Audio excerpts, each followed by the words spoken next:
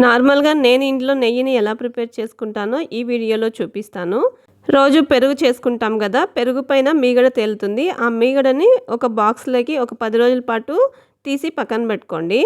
నెయ్యి చేసుకోవాలి అనుకున్నప్పుడు ఒక 1 అవర్ పాటు ఫ్రిడ్జ్‌లోంచి తీసి బయట పెట్టేసి, ఒక మిక్సీ జార్ తీసుకొని అందులోకి సగం మీగడ అలాగే ఒక 10 వరకు ఐస్ క్యూబ్స్ వేసి బాగా మిక్సీ పట్టించుకోండి. ఈ మిక్సీ పట్టడం వల్ల వెన్న సెపరేట్ అయిపోతుంది. కవ్వంతో చిలికే వాళ్ళైతే కవ్వంతో కూడా చిలుక్కోవచ్చు. ఇలా 2 సార్లుగా నీళ్ళు అలాగే ఐస్ క్యూబ్స్ యాడ్ చేసుకొని మిక్సీ పట్టించుకున్న వెన్నని ఒక పెద్ద గిన్నెలో వేసుకొని 2 సార్లుగా మంచినీళ్ళు వేసి బాగా క్లీన్ చేసుకోండి. ఎందుకంటే 10 రోజుల నుంచి స్టోర్ చేసుకుంటాం కదా! ఇలా క్లీన్ చేసుకున్న తర్వాత స్టవ్ ఆన్ చేసి ఒక పెనం తీసుకొని అందులోకి ఈ వెన్ననంతా వేసుకోండి. ఒకవేళ పాల పైన నుంచి తీసిన మీగడైతే ముందు రోజు రాత్రి వాటికి తోడు వేసుకొని పెరుగులాగా చేసుకొని ఆ తర్వాత ఈ ప్రాసెస్ మొత్తం చేసుకోండి. ఇలా మొత్తం మెల్ట్ అయిన తర్వాత ఇందులోకి కరివేపాకు లేదంటే తమలపాకు లేదంటే మెంతులు ఏవైనా వేసుకోవచ్చు.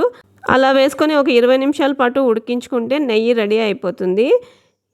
షాప్‌లో కొనే నెయ్యి కంటే ఇలా మనం ఇంట్లో ప్రిపేర్ చేసుకుంటే చాలా క్లీన్‌గా ఉంటుంది.